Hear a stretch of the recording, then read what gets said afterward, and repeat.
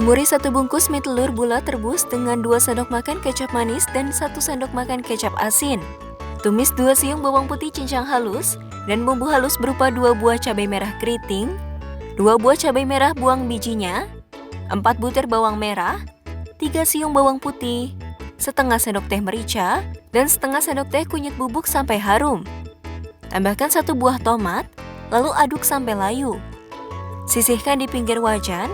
Lalu masukkan 1 butir telur, aduk sampai berbutir. Tambahkan 150 gram babat putih, aduk rata. Masukkan 100 gram tauge dan 3 batang caisim potong.